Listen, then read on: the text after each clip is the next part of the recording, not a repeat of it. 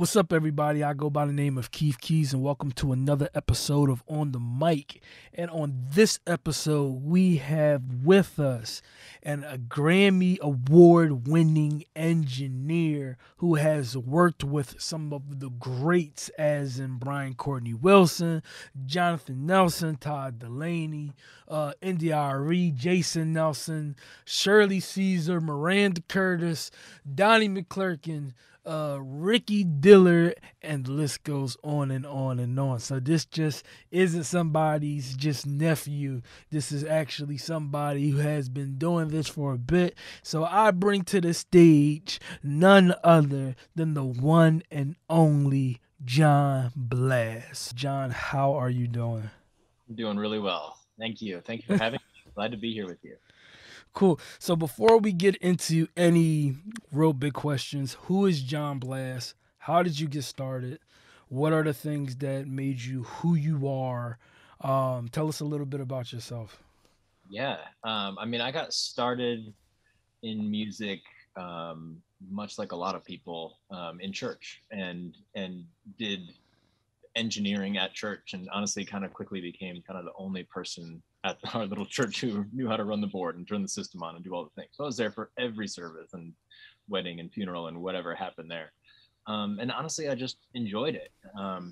And so, when you get into that end of high school, what do you want to do with your life, kind of thing? I was like, I don't know, I have the most fun doing that. So I went to music school and actually got a Bachelor of Music in Recording Technology. And that sort of set me on my path to move to Nashville, where I was thankfully able to spend a handful of years assisting for an engineer named John Yash, who I'm sure many of the listeners here will know. He's done all of the gospel great records. Like he's a legend in gospel music, and so I spent years assisting him and learning to mix, and then eventually started breaking out on my own, and have thankfully had some really great clients along the way. Cool. So that's what's up. So let me ask you a question. You said something about you working with John Yash, who is, like you said, a living legend. Working with somebody like him, growing up as a young engineer, you're learning the foundational aspects of an engineer, what an engineer does. You're growing under him. So how were you able to develop like your own sound, develop your name, after working with somebody like him? So how are you able to stand out? Because you yourself, especially, in the gospel community as an engineer, you know, you have John Yash and everybody knows you have Jon Blass. So how were you able to set yourself up and your name um separately, as from John Yash as well, like in your own respect as an engineer? So how were you able to do that when growing up under him? That's I don't know, something I was worried about when I first started engineering on my own. People call me looking for him, like, oh, I need a TV track. They're not gonna call Yash; they just called his assistant, right? Like they knew me like that. And then we have the same first name, and I was like, I don't want anyone thinking they're hiring Yash when they're hiring me. And so I was very clear, and in the beginning very much trying to almost disassociate from him a little bit, just because of that close tie that we've had, and everyone knew we were connected. Um, and also sonically, like I come from his camp, like I learned from him, and I hope to take everything that I learned from him into every mix. And also, I know that I'm a different person with different tastes and different tendencies, and so I try to trust myself, and that gets I don't know, more and more as you doing it on your own. I've been on my own now for, I don't know, 6 years, something like that, and more and more it becomes you and not the person you were mentored under. So yeah, it's personality, it's taste, it's what you're listening to, it's what you're studying, it's what you're what you're playing with, all of those things. So yeah. So let me ask you this.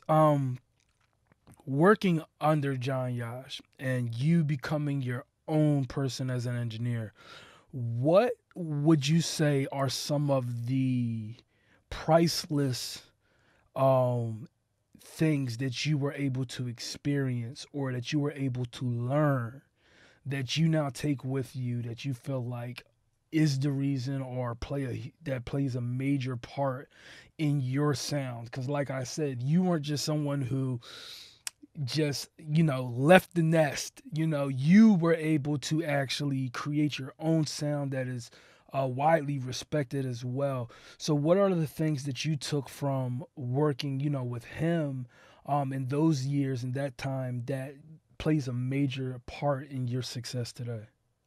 It's a wide range of things, like all the way from basic things like naming files and how to send deliverables and file management and hard drives and all that kind of stuff. Like that was all my responsibility under him, right? So learning that kind of stuff is imperative to have a good handle on when you're on your own, because it's the only way you're going to get through the work and do it well and get files turned in and be a professional, right?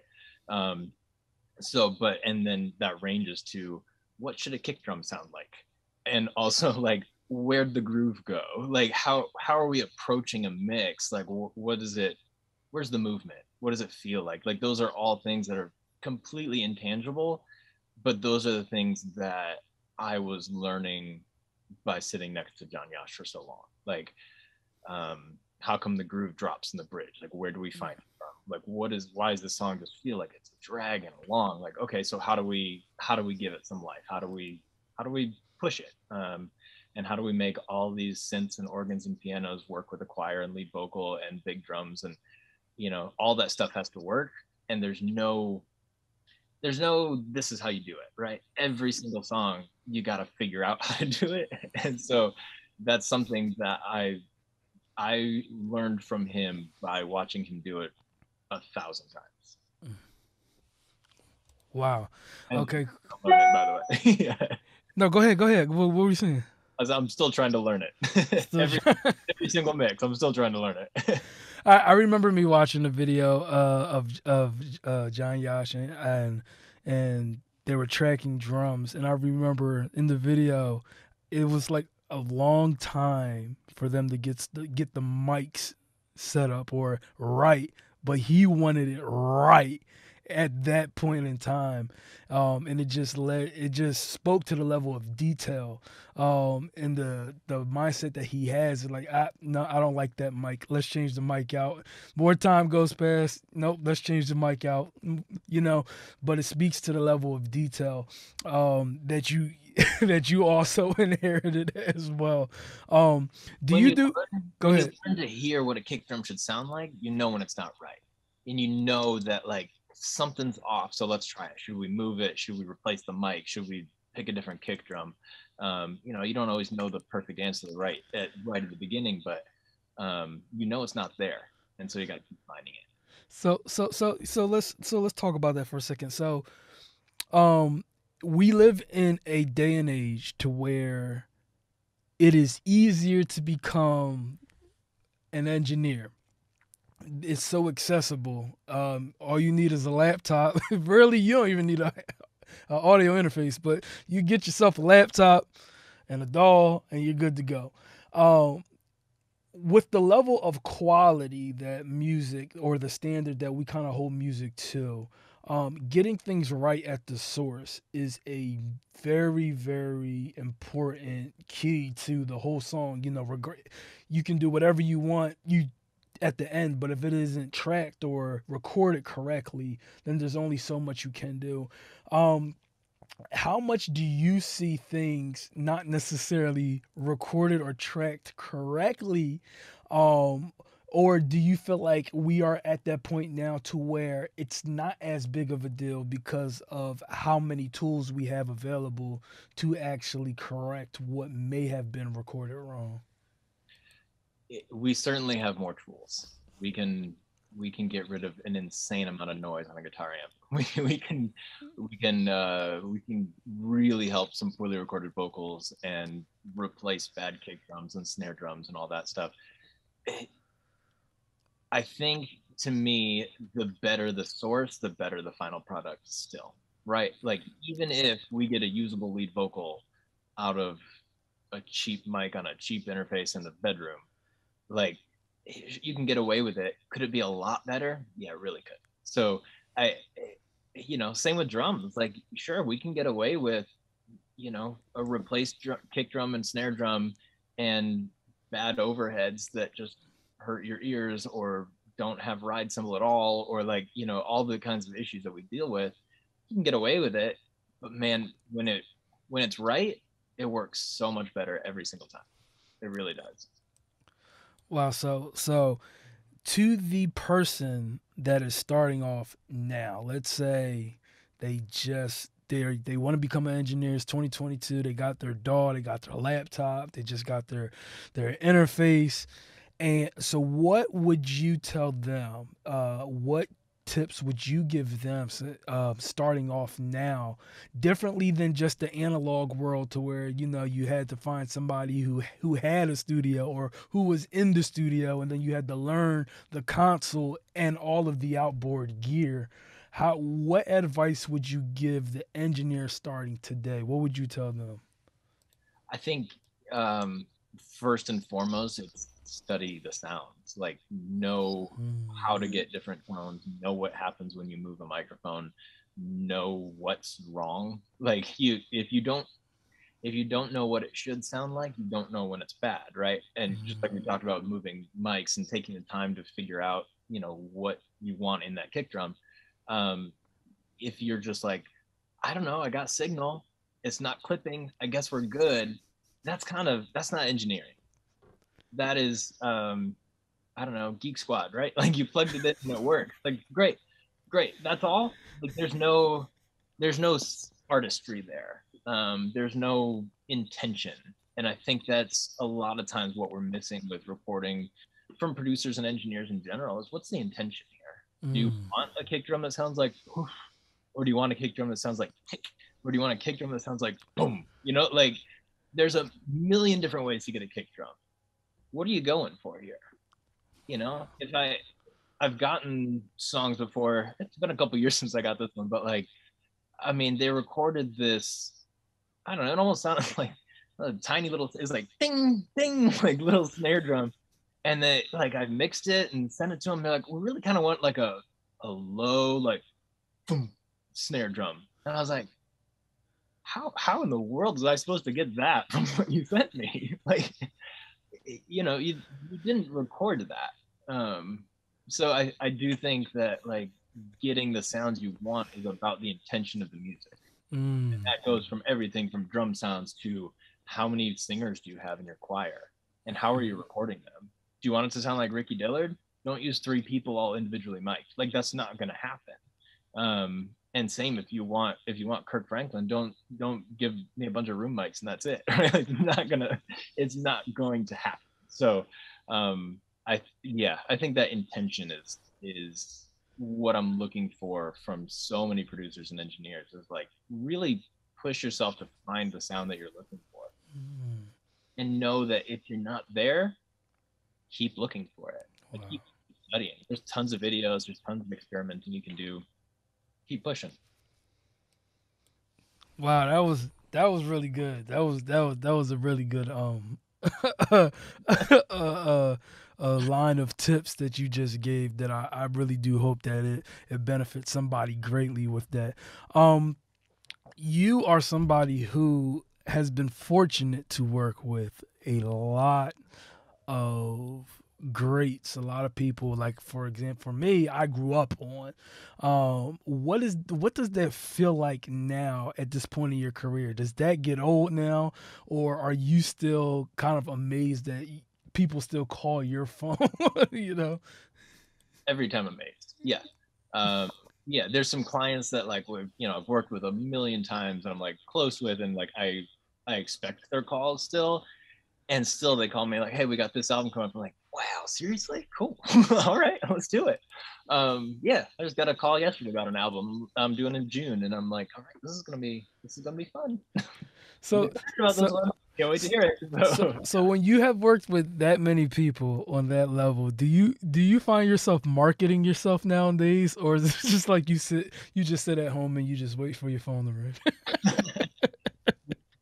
Most of the time right now, it's just managing schedule, and trying to say yes to as many things as I can.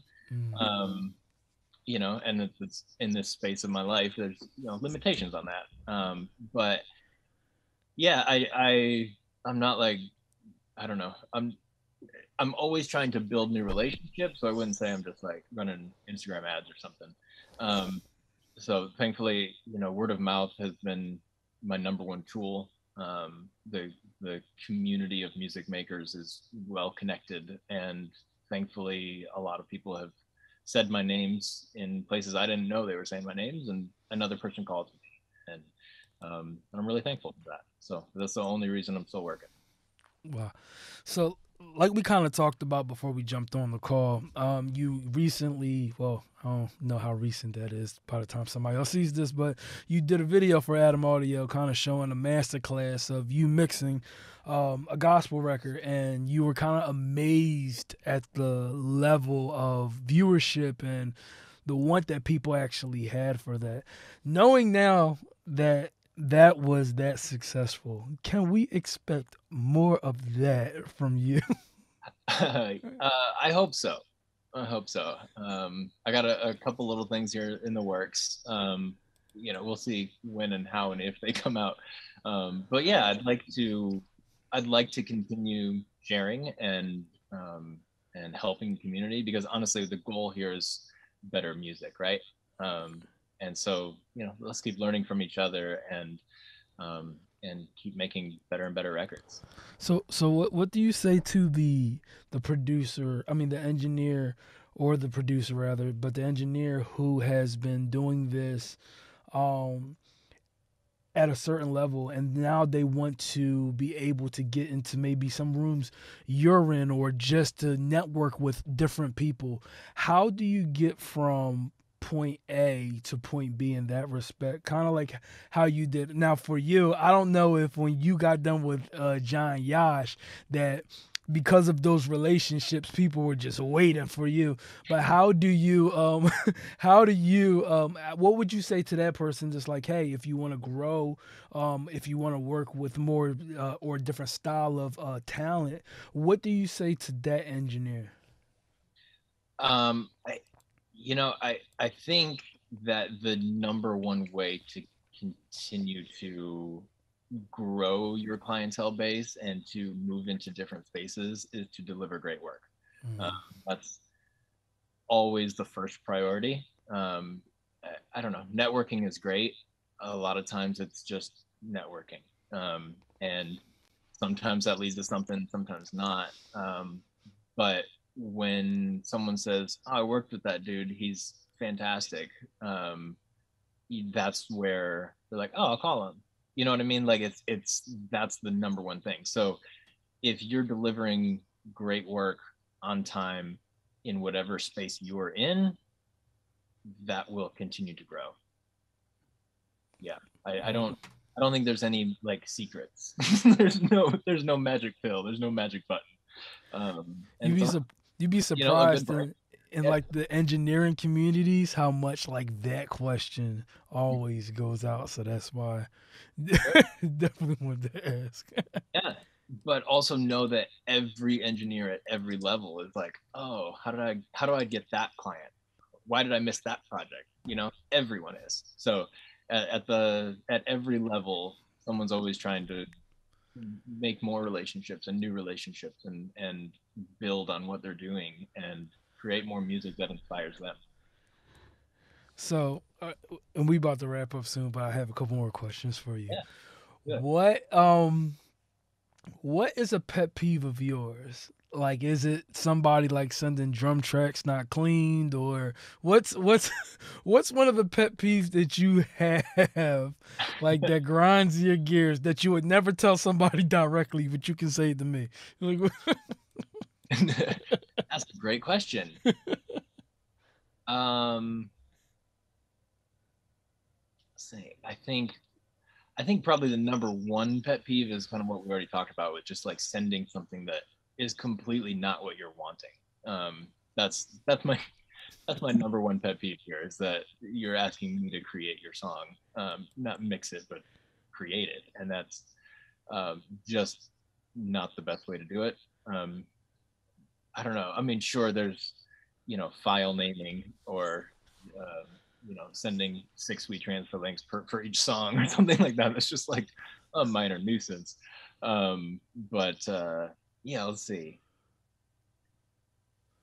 Yeah, I don't know. That's I don't know that I have pet peeves. I have annoyances maybe, but nothing specific. no, I can definitely see how that can definitely be annoying. Sure. Uh, when it's as engineers, it's kind of hard for us to manifest things out of thin air Mm-hmm. that someone else can't quite articulate to you, but yet you got to know exactly what they want you to manifest out of thin air. I would say this might be a good pet peeve is when people work really hard to get the sound they want and then delete all that stuff before they send it to me. Like you got delays and reverbs or something on your horns, and then you're like, "Oh, Blast has got a better reverb. We'll take that off." Like, well, if that's the sound you wanted, like, let's do it. Let's not recreate it. You did a great delay on this intro. Like, print that thing. Let's send it over. Let me pick up where you left off. Don't delete all your hard earned results of your work here before sending it to the mixer. So that would be a pet peeve. So you just said something. You said Yeah, horns. Now I listen to a lot of music, sure. and turns out you're the mixing engineer on a lot of the music that I ended up listening to. And you said horns. One thing about your sound is that you do a great job with being able to sonically balance everything. So nothing kind of gets sacrificed. And so when you said horns, I remember I think it was this last Ricky Diller project, if I'm not mistaken, that I was listening to, and I'm just like, whew. I was like, all of the auxiliaries that that how, in other words, how do you attack dense mixes, or how do you attack projects that have a lot of instruments going on and still have the ability to hear everything? Like, what is that? That is a lot of work, is what that is. To be fair to Ricky Dillard, and his production team, Mike and those guys, like that last album was not dense musically. It was great musically, and it was dense chorally. But I would say there were not a million tracks on that stuff. Those organ, piano, um, and I think a few songs had horns, but not all of them. There were some keys. Like it was not a really dense musical production, which I thought really matched the project and the choir well. That being said, most tracks I get are very, very dense musically, and there's a lot going on. Um, and you said there's no compromises. You can hear everything. That's an illusion. You can't. Like you can't. I can't. So the what I work really hard to do is to try to understand the intent of each instrument. What are they trying to do here? And then get rid of the stuff that's not doing that, frequency wise, right? And to help leave space for other things. And there's also a lot of automation involved to try to make, okay, so we got all these things going. This guy needs a moment right here because it just fills in this space, and then it's the organ, and then it's the piano, and then it's the synths again, and then the horns do a thing. Um, So it's a lot of conscious compromising, right? Like pulling the things back so that they're not in the way of vocals, and then putting them back up, and then pulling them down so they're not in the way of the guitar lick, and then putting it back up. That it takes a lot of time with a lot of tracks, and it's a lot of effort, and it's a lot of listening, and sometimes going back and EQing things a little differently, and yeah, so it's a lot of work, but that's the goal, is to try to give each its own space, both in the stereo field and in the frequency field, like um, to help it do what it's supposed to do. That was a really good explanation. Uh, it's an illusion. Okay. I swear I listened to that whole album on different sets of speakers in the studio, out the studio, where I'm like, God, this guy is good. Fun album. I love that one. If you were to be known for one thing in life, what would you want to be known for? When they say Jon Blass was, what is that? In life, not in work. In life, what do you want to be known for? If somebody says your name, what do you want to be known for?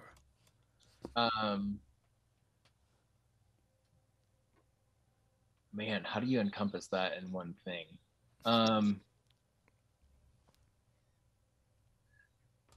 I think it has to do with my family, to be honest. And like, good dad or whatever doesn't cover it, because I want to be a good spouse too. But like, I don't know, a great family member. That sounds horrible. Like, that's what's most important to me. So yeah, hi-hat mics are great, but I don't want to be known for that. I want to be known for how I took care of my family. Yeah. Very good answer. Yeah. Where can people find you if they want to reach you, to get in contact with you, to stay up to date with everything that you have going on? Where can people go? Instagram is Jon Blass, JonBlass, and website is jonblass.com. I keep it real simple. So yeah, but yeah, most of my like life day-to-day stuff is on Instagram. If you want to contact me, there's an email button on there, or go to the website and fill out a little form or whatever. Like, that's great. That's the best way to get a hold of me. Cool. Yeah. You have anything new coming up? I mean, I know you work on an album soon, but do you have anything coming up new that you're doing that you want to tell the people about, that you got going on? Oh, that's hard to talk about because I like have no idea when anything's coming out. So I'm working on some fun things right now, and also I'm like, I don't know that I can say anything. So yeah, that means it's really fun when you can't talk about it. But I always try to respect the artist, and if I'm posting anything, it's after the fact or silent. So yeah, no leaks here. But yeah, I'm working on some fun projects now, and surely some things are coming out. But I usually find out about that on Fridays when I get the notification I've been tagged in something. So yeah, that's hilarious. Man, John, well, once again, thank you so much for jumping on with me and just chatting with me, and to be able to help out the community, to find more about you and give us tips that will definitely empower us. Is there any last thing that you want to leave with the people? What's one thing on your mind? Anything on your mind that you just want to leave with them? Oh man, nothing that we really haven't talked about. I think we covered a lot of it, but just, man, study the sounds. I think keep working to get the sound that you're after, and make that your own. I think that's whether you're a producer, an artist, or an engineer, like, that's kind of I don't know, we're making records, so record something, I don't know, inspire us and make it your own. Yeah. Couldn't have summed it up any better. Once again, everybody, thank you for this episode, joining us on this episode of On the Mic. I will leave the links to reach John in the description below of this video so you all can contact him. And I will see everybody in the next video. Hit the subscribe button, like, share, hit the notification bell, and we'll see y'all in the next video.